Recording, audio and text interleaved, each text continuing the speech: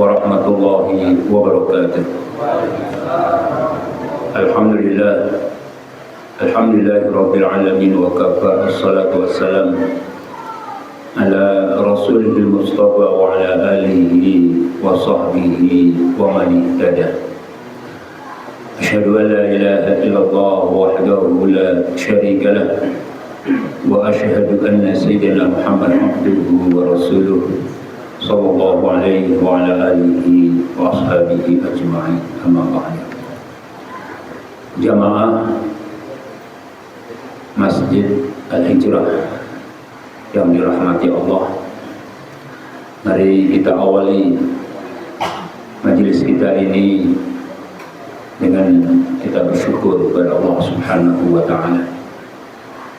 Karena bersyukur kepada Allah merupakan ibadah pertama yang dilakukan oleh manusia, yaitu Bapak kita Adam alaihissalam.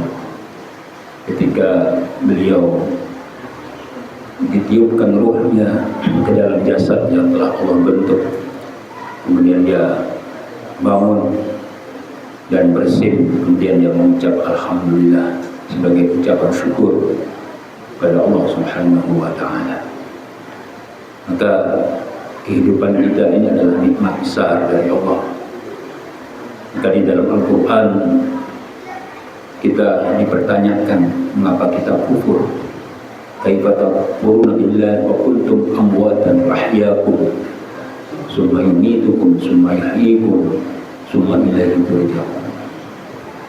Bagaimana kamu kok bisa kufur kepada Allah, ya, bahwa kita ini dihidupkan dari tiada, kemudian dimatikan, kemudian dihidupkan pula.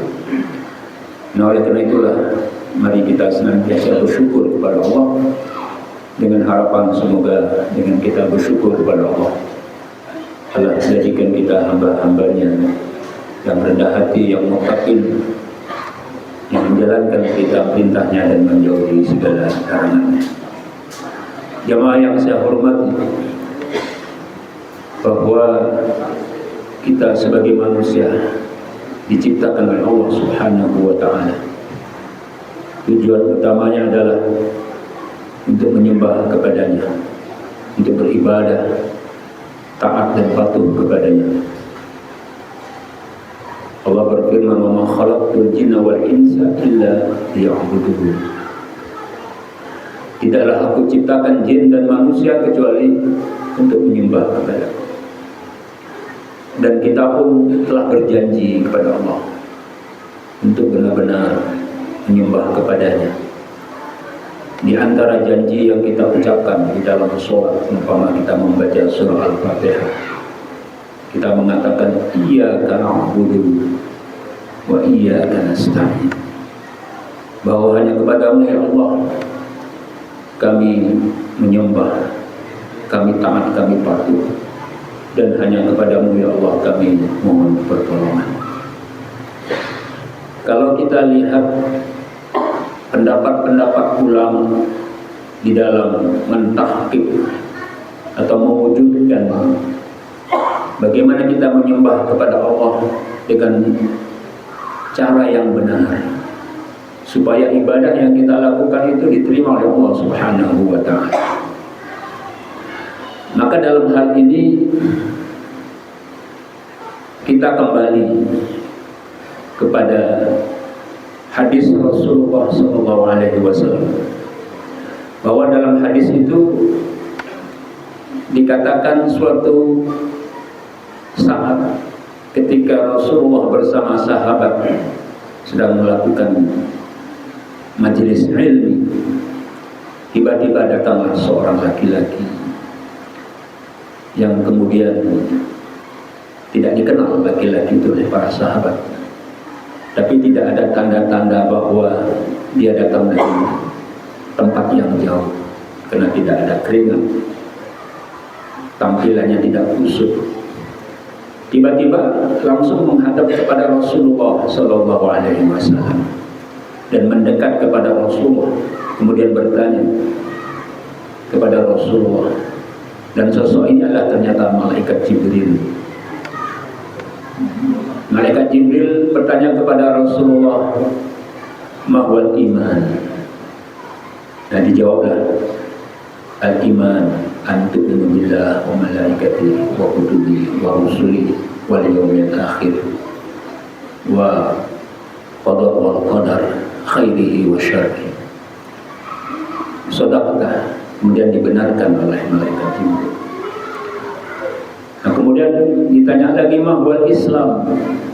Dijawab oleh Rasulullah, syahadatu an la ilaha illallah wa anna Muhammad Rasulullah wa iqamis shalah wa ita'iz zakah wa shaumi Ramadan wa hajjil bait. Sadaqah, benar. Kemudian ditanya mahwal ihsan? Kemudian dijawab oleh Rasulullah, an ta'budullah ka'annaka tarahu fa illam takun tarahu fa innahu yaraka. Nah, kalau kita mengambil dari hadis ini ada 3 hal yang disampaikan dari percakapan antara malaikat dengan Rasulullah SAW, yang nanti dapat kita ambil kesimpulan hakikat ibadah itu ada pada 3 hal ini. Pertama adalah iman. Nah, dalam iman ini lahirlah ilmu tauhid, ilmu mengenal Allah. Kemudian yang nanti kesimpulannya bahwa manusia itu harus hanya berbakti kepada Allah. Iman. Yang kedua adalah Islam. Islam itu adalah apa yang patut dikerjakan, amal-amalannya apa, syariatnya itu apa. Nah, al-ihsan itu adalah cara mengerjakannya itu bagaimana. Nah, 3 hal ini yang kemudian dijadikan syarat bahwa ibadah kita itu bisa diterima oleh Allah Subhanahu wa ta'ala. Jadi pertama syarat supaya ibadah kita diterima oleh Allah itu adalah iman. Tadi maksudnya ikhlas. Karena kita sudah mengenal siapa itu Allah, dialah yang pencipta, yang mempunyai segalanya. Jadi kita hanya melakukan sesuatu hanya semata-mata mencari ridhonya. Ini yang dimaksud iman tadi. Maka di dalam surah Al-Bayyinah Allah berfirman, "Wa ma umiru illa liya'budullah mukhlishina lahu-d-din." Artinya tidaklah mereka diperintah kecuali menyembah Allah mukhlishina lahu-d-din. Ad-din di sini maknanya adalah ketundukan, kepatuhan. Karena ad-din punya makna yang banyak dalam bahasa Arab. Ad-din bisa artinya pembalasan. Seperti maliki yaumiddin, itu hari pembalasan. Ad-din bisa artinya aturan. Inna dina indallahil Islam, itu cara hidup, aturan hidup, ya, dustur. Ya, jadi ad-din bisa banyak arti. Tapi di dalam ayat wa ma umiru illa liya'budullah mukhlishina lahud-din, itu artinya adalah kepatuhan, ketaatan. Mukhlisin lillah ad-din, kepatuhan kita hanya murni kepada Allah Subhanahu wa ta'ala. Maka ayat-ayat di dalam Al-Quran yang menjelaskan tentang kesuksesan orang dalam hidup ini, dalam perbuatannya, selalu dikaitkan dengan ikhlas tadi. Sebagai contoh dalam surah Al-Asr, wal 'asr innal insana lafi khusrin illa alladziina amanu. Amanu apa maksudnya? Ikhlas kenapa? Wa 'amilus shalihat. Wa 'amilus shalihat apa maksudnya? Islam tadi, mengikuti syariat, tidak menyimpang dari syariat. Ya. Nah, jadi keberuntungan hanya didapat pertama dalam beribadah itu ikhlas. Kedua adalah yaitu mengikuti syariat, mengikuti apa yang diajarkan oleh Rasulullah.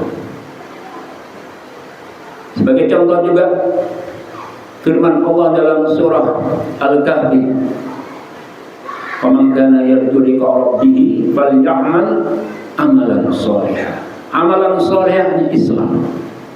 Apa yang diajarkan, syariat apa yang diperintahkan. Walam yusyrik bi ibadati rabbih ahada. Tidak menyekutukan Allah dalam beribadahnya.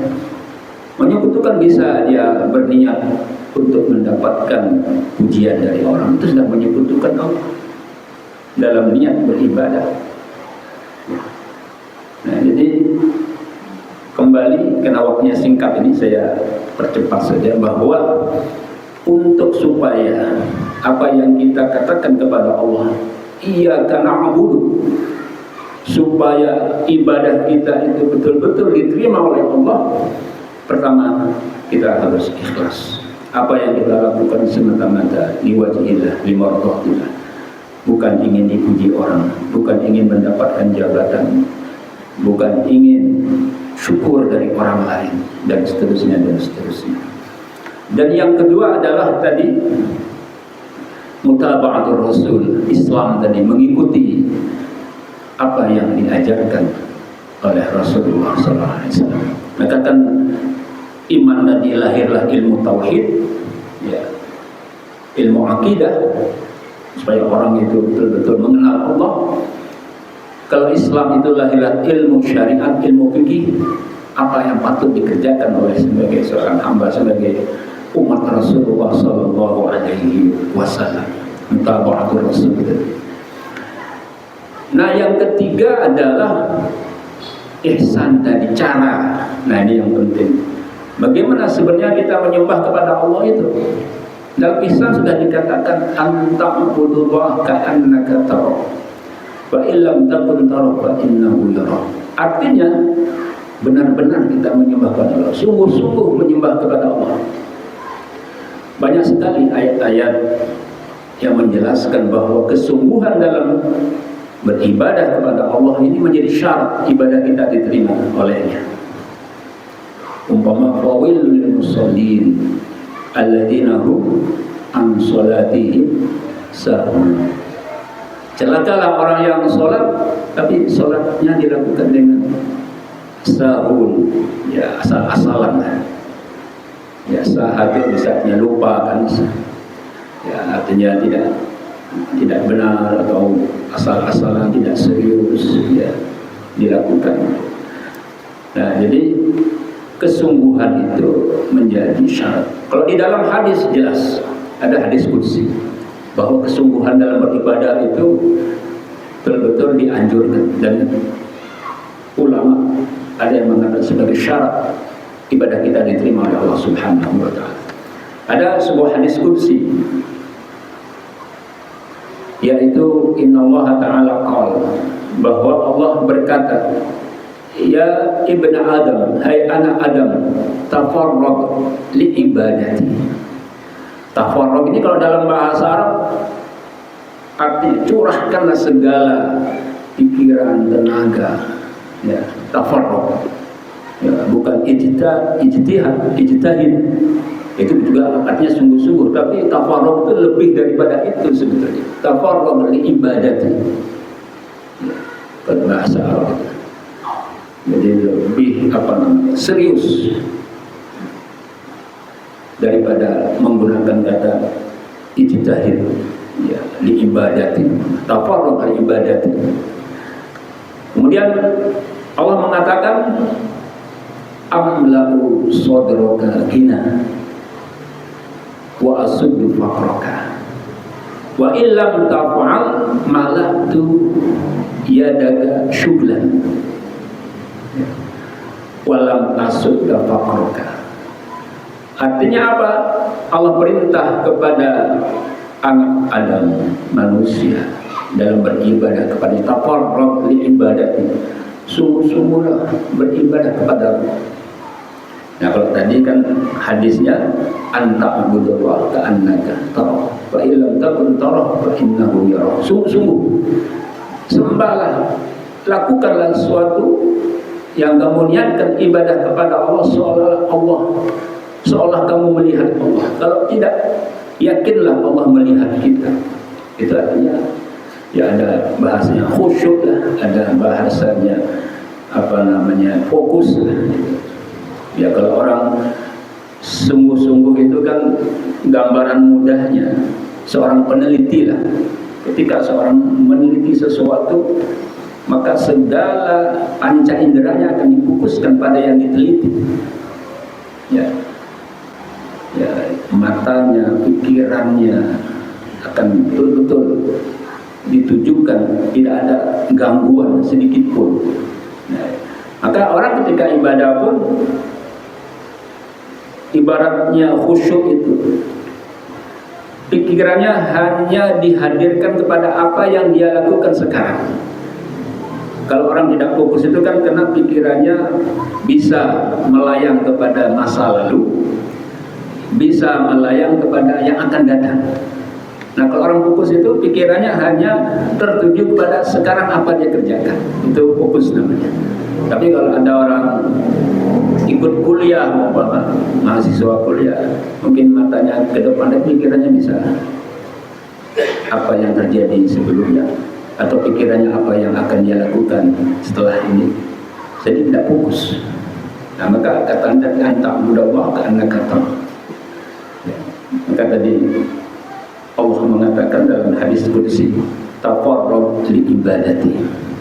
Nah kalau umpama seorang hamba sudah sungguh-sungguh ibadah kepadanya, janji Allah malaktu sadraka ginan, maka Allah akan menjadikan hati kita ini rasa puas. Sebab manusia ini kan kalau tidak ada rasa puas, seolah dunia ini mau dimiliki, kan begitu. Kalau dalam hadis itu, ketika seorang andai kata diberi satu gunung emas, maka dia ingin gunung emas yang lain. Itu kan susah hidup seperti itu, berat hidup seperti itu, soal kebutuhannya, keinginannya tidak terpenuhi. Tapi kalau orang betul ibadah kepada Allah, akan Allah beri kepuasan dalam hatinya. Karena kekayaan yang sesungguhnya itu yang membuat orang hidup tenang itu adalah kepuasan di hati. Maka dalam hadis laisal ghina bikasratil 'aradi walakinnal ghina ghinan nafsi. Bukanlah kepuasan, ya, kecukupan itu kena banyaknya harta, tapi kecukupan itu adalah di dalam hati, ya, kepuasan yang ada di hati. Maka kemudian dalam hadis tadi Allah mengatakan, wa illam taf'al, jika kamu tidak melakukan, apa kata Allah? Malaktu yadaka syuglan. Kita dibuat sibuk. Semua ingin dikerjakan, tapi tidak puas-puas. Walam asudda faqraka, kata Allah, dan aku tidak akan memenuhi, ya, keperluan, kebutuhan. Artinya dia akan merasa puas, terus ingin selalu mencari, karena tidak diberi kecukupan, rasa cukup oleh Allah Subhanahu wa Ta'ala. Nah inilah syarat bahwa kalau ibadah kita diterima oleh Allah Subhanahu wa Ta'ala. Maka dalam hal ini, kalau istilahnya kita beribadah itu kan di dalam Al-Quran diterjemahkan dengan kalimat taqwa, ya. Maka ketika Allah perintah kita bertakwa, apa kata Allah?